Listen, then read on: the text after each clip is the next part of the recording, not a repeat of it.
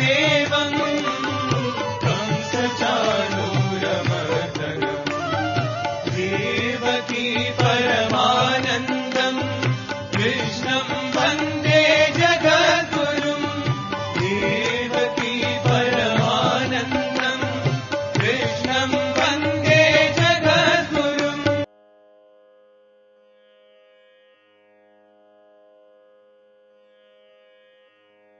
శ్రీ గురుభ్యో నమః.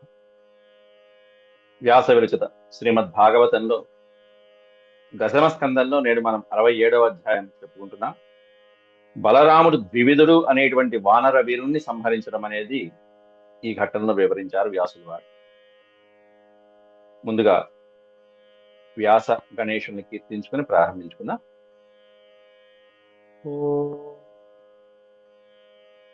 శుక్లాంబరధరం విష్ణుం శశివర్ణం చతుర్భుజం ప్రసన్నవదనం ధ్యాయేత్ సర్వవిఘ్నోపశాంతయే. వ్యాసం వసిష్ఠనప్తారం శక్తేః పౌత్రమకల్మషం పరాశరాత్మజం వందే సుఖతాతం తపోనిధిం. వ్యాసాయ విష్ణురూపాయ వ్యాసరూపాయ విష్ణవే నమో వై బ్రహ్మనిధయే వాసిష్ఠాయ నమో నమః. నారాయణం నమస్కృత్య నరం చైవ నరోత్తమం దేవీం సరస్వతీం వ్యాసం తతో జయముదీరయేత్. ద్వివిధుడు అనేటువంటి వానర వీరుడు ఎప్పుడో త్రేతాయుగంలో రాముడికి సహాయంగా సుగ్రీవుడి మంత్రిగా ఉన్నటువంటి వానర వీరుడు నరకాసురుడికి కూడా మిత్రుడైనటువంటి వాడు. అదేమిటి నరకాసుడికి మిత్రుడు ఏమిటంటే, నరకాసురుడు ఎప్పుడో పుట్టాడు, అంతకంటే ముందే, వీళ్ళకంటే ముందే. విష్ణుమూర్తి వరాహావతార ఘట్టంలో భూదేవి సంగమంతో అక్కడ నరకాసురుడు జన్మించగా అప్పటి నుంచి ఉన్నాడు, వరాహావతార ఘట్టం నుంచి ఉన్నాడు. తర్వాత త్రేతాయుగంలో మధ్యలో జరిగినటువంటి రామకథ, ఆ తర్వాత చాలా మంది రాజులు పరిపాలించారు రాముడి తర్వాత కూడా. 11,000 సంవత్సరాలు రాముడి పరిపాలన తర్వాత కూడా అక్కడ పరిచయమైనటువంటి ఆ సుగ్రీవుడి యొక్క సేనాని అయినటువంటి మంత్రి అయినటువంటి ద్వివిధుడు వానర వీరుడు, ప్రముఖమైనటువంటి వానరు. కేవలం నరకాసుడికి స్నేహితుడు అవ్వటం వలన అక్కడ శ్రీరాముడి సహాయం చేసిన వాడు ఇక్కడ బలరాముడి చేతిలో సంహరించబడ్డాడు. ఎంత అంటే దుష్ట సాంగత్యం అనేటువంటిది మహానుభావుల్ని, గొప్ప గొప్ప పరాక్రమవంతుని కూడా ఏ విధంగా కాలగర్భంలో కలిపేట్టు చేస్తున్నది అనేటువంటి దుష్ట సాంగత్యం, కేవలం దుర్మార్గం. అది ఈ భాగవతంలో ఈ గాథల నుంచి మనం తెలుసుకోవాల్సిన అంశాలు. నిన్న 10 శ్లోకాల వరకు చెప్పుకున్నాం. ఆ ద్వివిధుడు ఈ కృష్ణ పరమాత్ముడు పరిపాలించినటువంటి ప్రాంతాలనన్నీ నాశనం చేసుకుంటూ వస్తున్నాడు.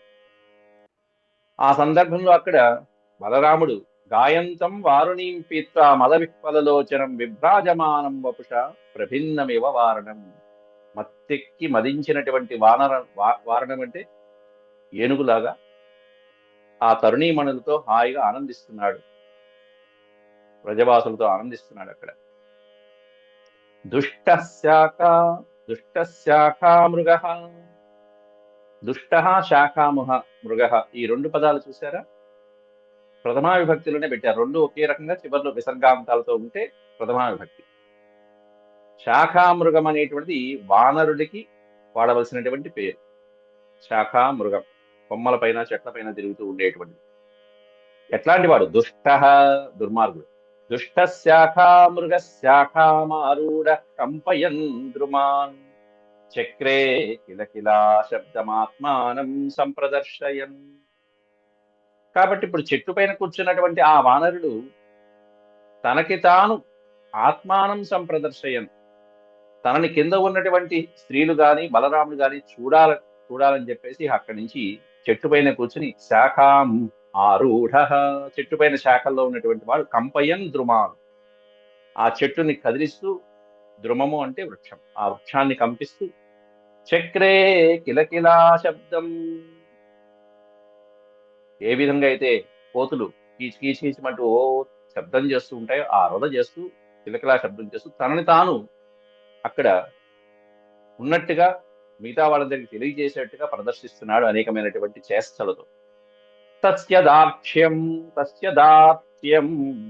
కపేర్వీక్ష్య తరుణ్యో జాతి చాపలాః హాస్య ప్రియా విజహసుర్ బలదేవ పరిగ్రహః.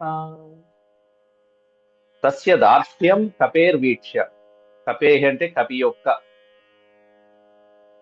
ఆ దుర్మార్గుడైనటువంటి ఆ కపి, దుష్టుడైనటువంటి ఆ కపి చేసినటువంటి ఈ చేష్టలన్నీ అక్కడ వీక్ష్య తరుణ్యో జాతి చాపలాః. తరుణ్య స్త్రీలు, ఎట్లాంటి వాళ్ళు తరుణ్య అంటే జాతి చాపలాః అనే, అంటే చంచలమైనటువంటి మనసు కలిగినటువంటి స్త్రీలుట. ఎట్లా జాతి సహజంగానే అని అర్థం, అంటే పుట్టుకతో వచ్చేసిందా అన్నట్టుగా సహజంగానే చపల చిత్తులైనటువంటి స్త్రీలు అనేసాడు అక్కడ. వ్యాసులు వారు అలాగే ప్రయోగించాడు, పోతన గారు కూడా అలాగే ప్రయోగించాడు. అట్లా సహజ సిద్ధంగా చపల చిత్తులైనటువంటి స్త్రీలు, ముఖ్యంగా అక్కడ బలరాముడితో ఉన్నటువంటి స్త్రీలు అట్లాంటి వాళ్ళు, అందులో సహజంగా ఉన్నటువంటి వాళ్ళు ఆ తరుణీమణులు. హాస్యప్రియా, చక్కగా బలరాముడితో అప్పటిదాకా ఆనందంగా చక్కగా హాస్యోక్తులతో ఉన్నటువంటి వాళ్ళు ఇంకా కోతిని చూసేటప్పటికీ అక్కడ ఉన్న వాళ్ళందరూ కూడా ఆ కోతి చేష్టలకి అబ్బురపడిపోయి ఆనందంగా నవ్వుకుంటూ హాస్యప్రియులై వాళ్ళు వాళ్ళ ఆ దుష్టవానరుని చూసి విపరీతంగా పెద్దగా నవ్వుకున్నారు. ఆ సమయంలో బలరాముడు ఏం చేస్తున్నాడు, బలరాముడితో అక్కడ విజహసుర్ బలదేవ పరిగ్రహ, బలరాముడి యొక్క చుట్టూ ఉన్నటువంటి స్త్రీలు వీళ్ళందరూ కూడా, వాళ్ళందరూ ఇట్లా ఈ కోతి చేష్టలకి వాళ్ళల్లో వాళ్ళు నవ్వుకుంటూ పరిహాసాలు ఆడుకుంటున్నారు. ఈ కోతి ఇంకా విచేష్టలు చేసింది, ఎందుకంటే కోతికి కావలసింది ఇక్కడ స్త్రీలు కాదు, బలరాముడితో యుద్ధం కావాలి. బలరాముడు కృష్ణుడితో యుద్ధం పెట్టుకోవడానికి కావాలని మరి వచ్చాడు కాబట్టి ఇంకాస్త శృతి మించాడు వాడు. తా హేళయామాస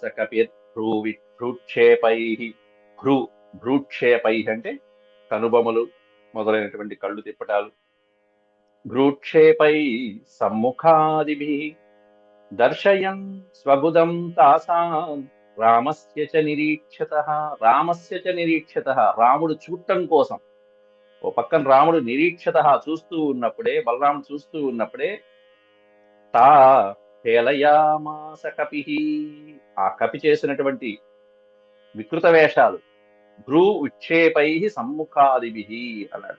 ఈ కనుబొమలు ఎగరవేయటం మొదలైనటువంటివి, అలాగే పళ్ళు వికిలించడం, సమ్ముఖాదిభిః, ముఖము అంటే నోరు అన్నాడు. ముఖం అంటే మన భాషలో మొత్తం ఫేస్, వదనాన్ని ముఖం అంటాం. సంస్కృతంలో వదనము అంటే మొత్తం ముఖం అంట.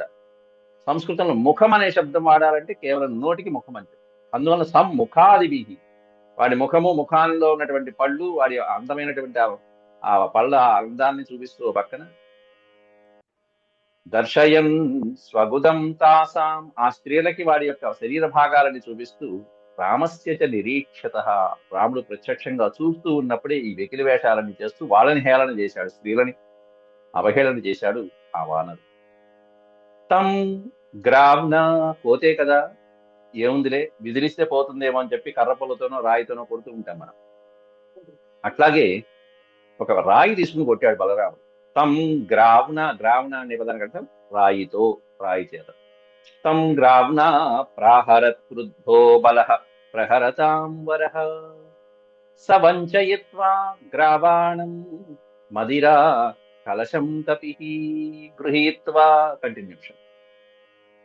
తం గ్రావ్న ప్రాహరత్ క్రుద్ధః బలః, కోపించినటువంటి బలరాముడు, వీడి వికృతమైనటువంటి చేష్టలు కోపించిన బలరాముడు గ్రావ్ణ ప్రాహరత్, ప్రహరతాంబర అంటే కొట్టడంలో శ్రేష్ఠుడైనటువంటి వాడు, మామూలు కొట్టడు, చచ్చదాగా వదిలిపెట్టాడు. అట్లాంటి శ్రేష్ఠుడైనటువంటి, బలంలో శ్రేష్ఠుడైనటువంటి ఈ వీరుడు రాయితో కొట్టాడు కోతిని. కోతే కదా అని ఆ కోతి ఈ బలరాముడి యొక్క చేత విసిరబడినటువంటి ఆ రాయిని వంచయత్వ గ్రావాణం, దాని నుంచి తప్పించుకుని అక్కడ కిందనే ఈయన మద్యం తాగుతున్నటువంటి, ఈయనకి ఇష్టమైనటువంటి మదిర ఏదైతే ఉందో మదిరా కలశం కపిః ప్రాహరత్,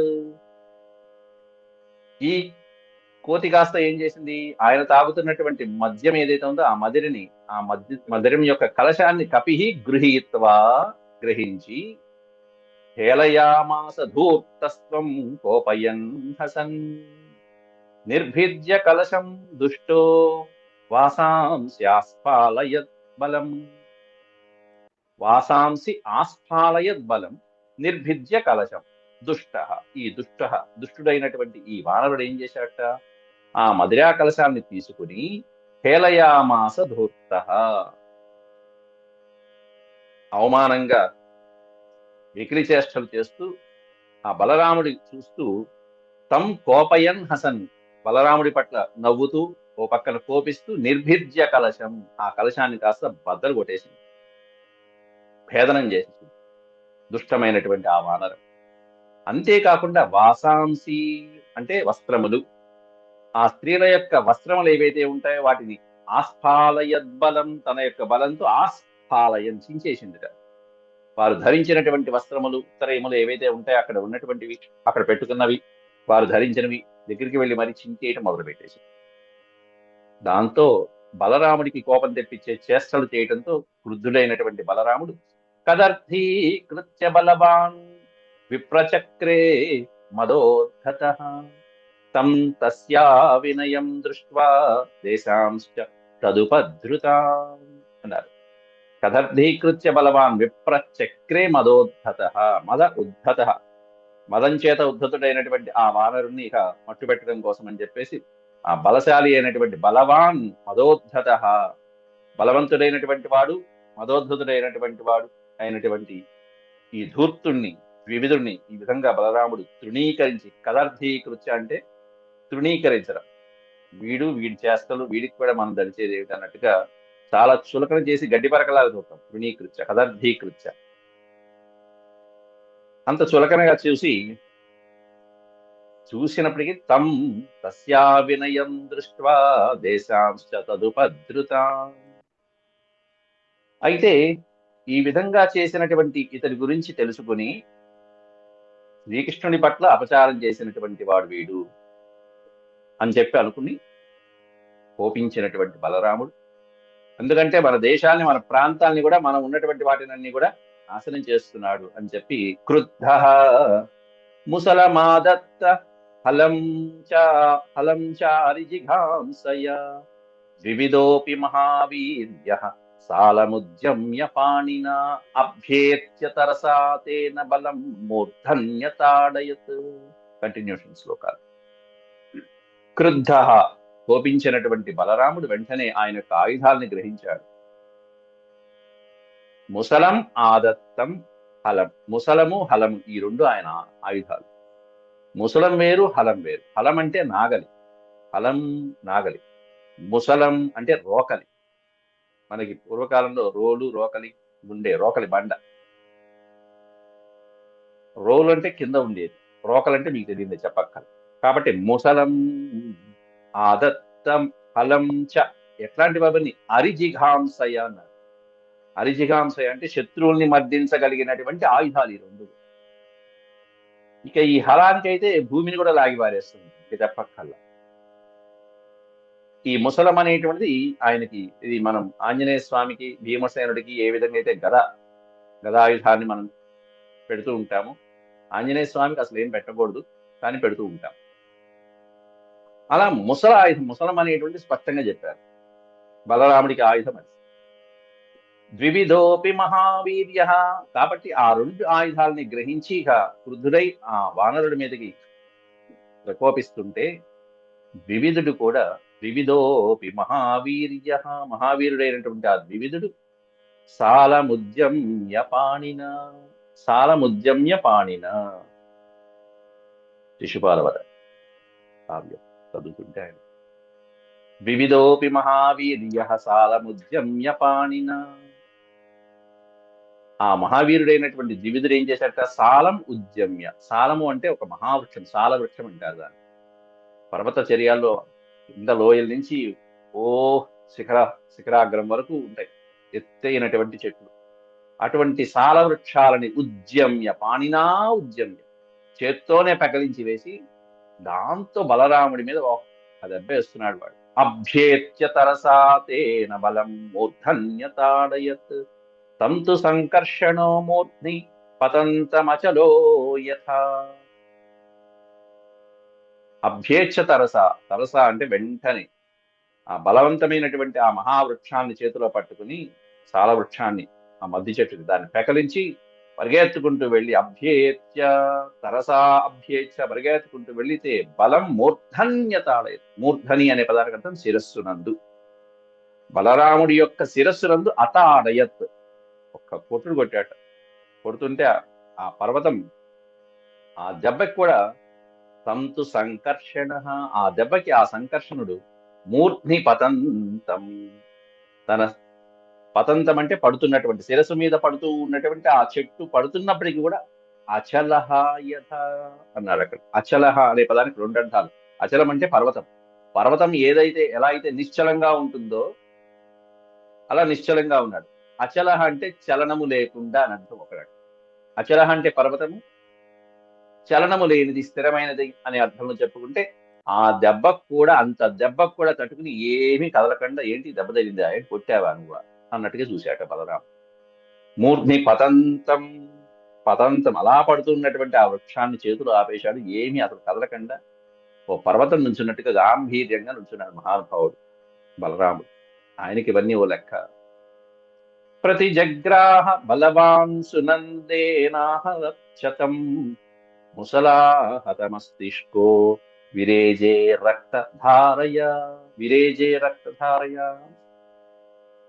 అట్లా పడుతున్నటువంటి ముసల ప్రతిజగ్రాహ బలవాన్ అన్నాడు.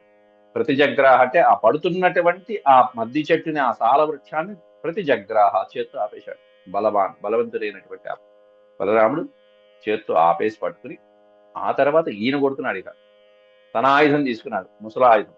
ముసలాయుధానికి పేరు సునందేన అహనర్చ తం. తం అంటే ఇక్కడ అసురుడు, ఆ ద్వివిధుడు.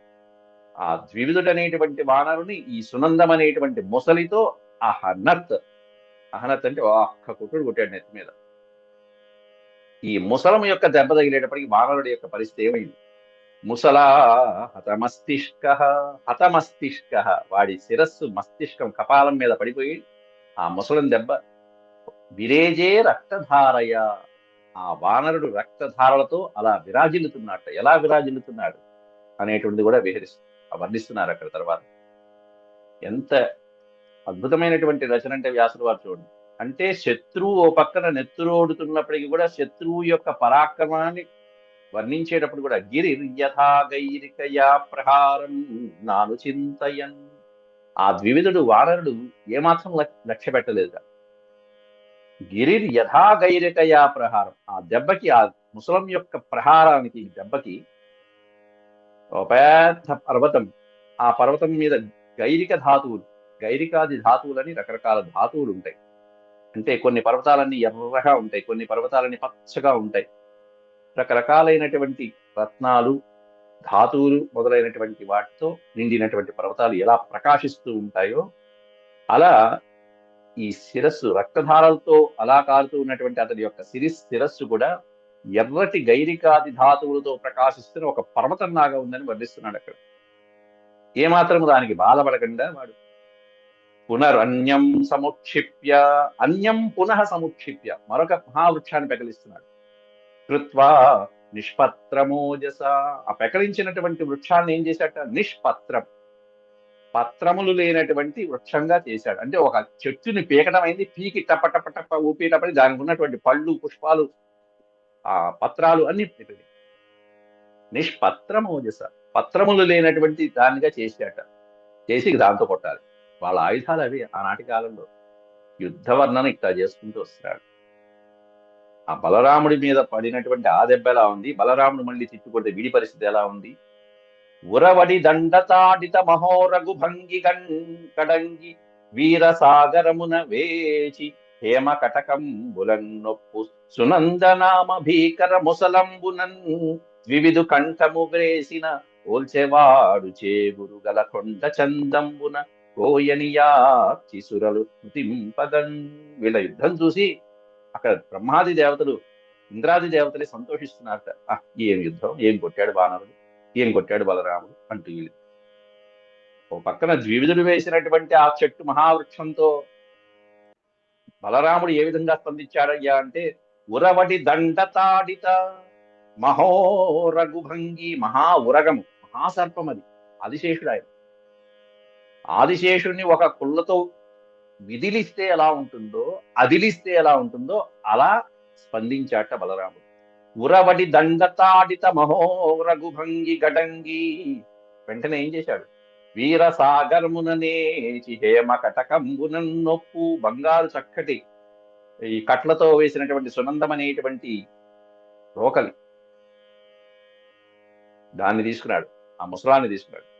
తీసుకుని సునందనామ భీకర ముసలంబునన్ వివిధు కంఠంబు వేసిన, దాన్ని తీసుకెళ్లి కంఠం మీద ఒక్కడు కొడితే, కొల్చెవాడు చేగురు కల కొండ చందంబునన్. చేగురు అంటే ఎర్రగా చిగురించినటువంటి కొండ ఏ విధంగా ఉంటుందో, ఎందుకంటే రక్తం గల మరి ఎర్రగా ఉండాలి కాబట్టి ఎర్ర. అక్కడేమన్నా గైరికాది ధాతువులతో అన్నారు సంస్కృతంలో, ఇక్కడేమో ఎర్రటి కొండ చందంబునన్ కోయని యార్చి సురల్మతింపకన్. అనుకున్నట్టు, ఓహో భలే ఉంది అని చెప్పి. ఇంకా ఈ యుద్ధాలు జరుగుతున్నప్పుడు కూడా ఆడియన్స్ రెండు పార్టీలుగా డివైడ్ అయిపోతారండు.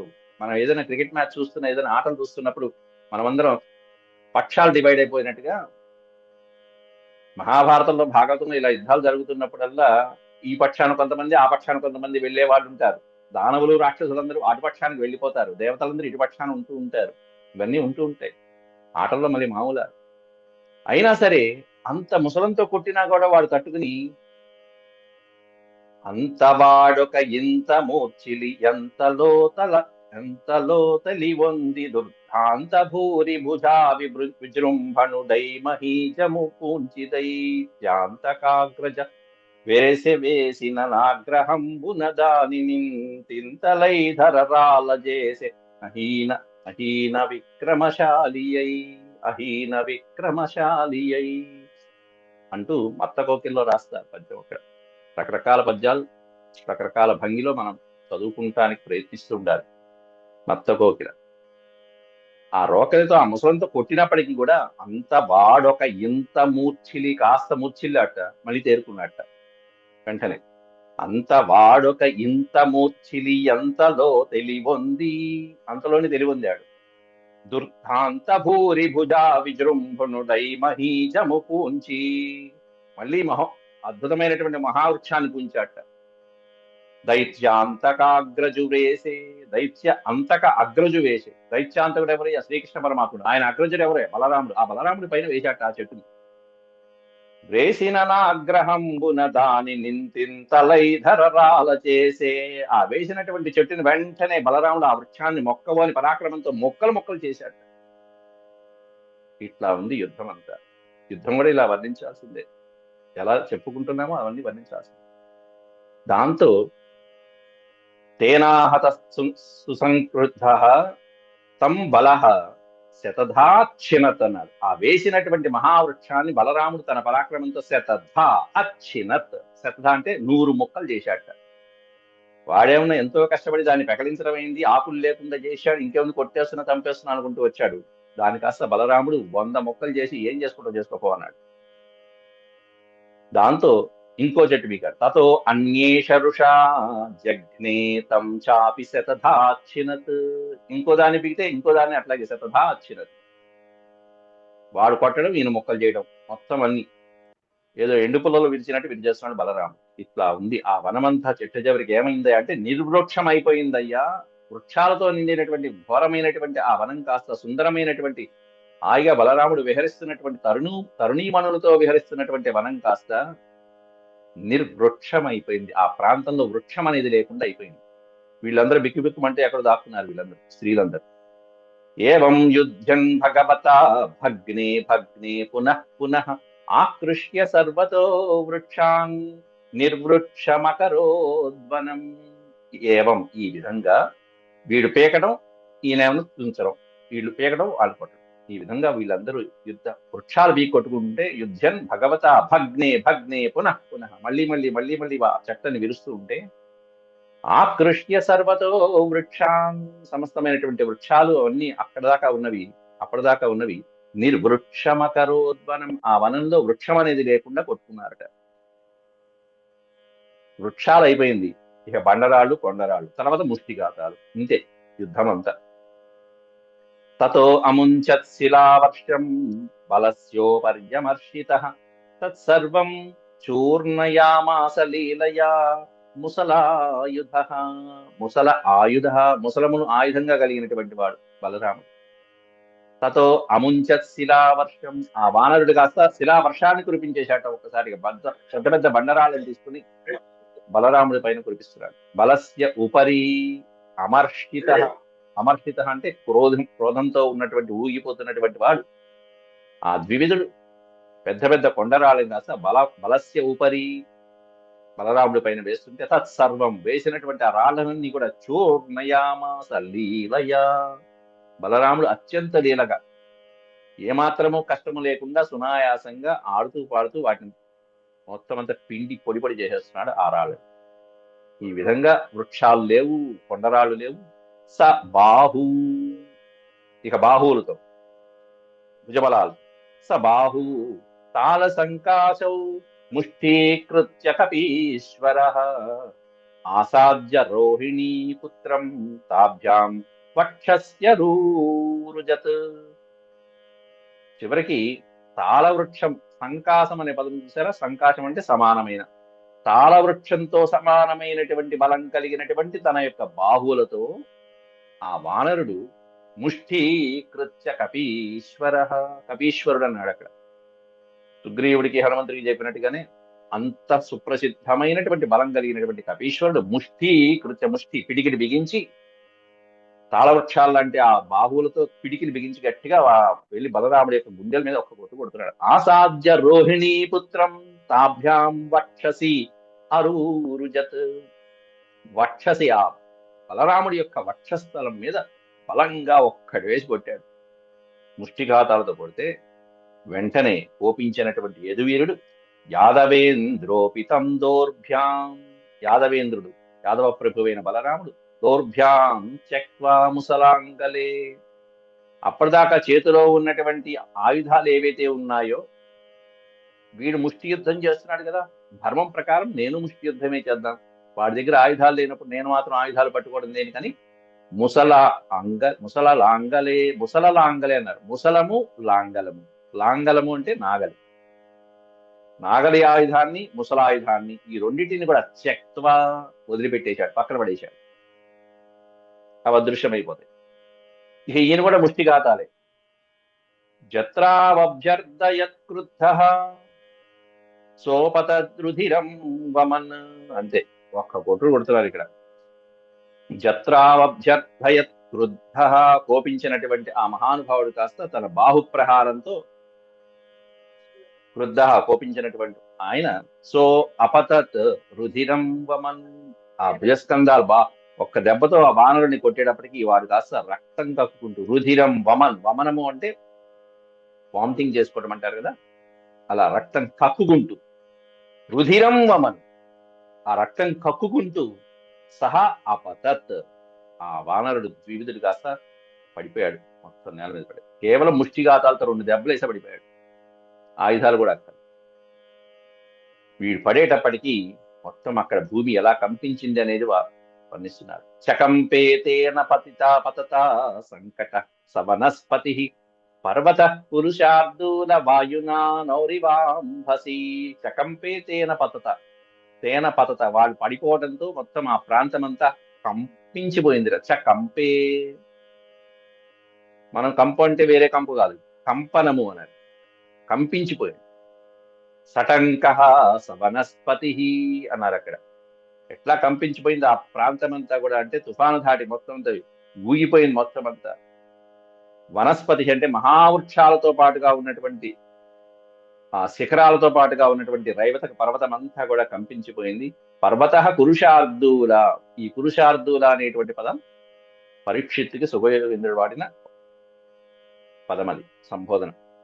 ఓ పరీక్షిత్ మహారాజా, ఆ వానరుడు ద్వివిధుడు ఆ విధంగా బలంగా నేల మీద పడితే ఆ పర్వతం కాస్త కదిలిపోయిందే. రైవతక పర్వతం, ఆ పర్వత శిఖరాల పైన ఉన్నటువంటి మహామహా వృక్షాలతో పాటుగా ఆ పర్వతం అంతా కూడా కంపించిపోయింది.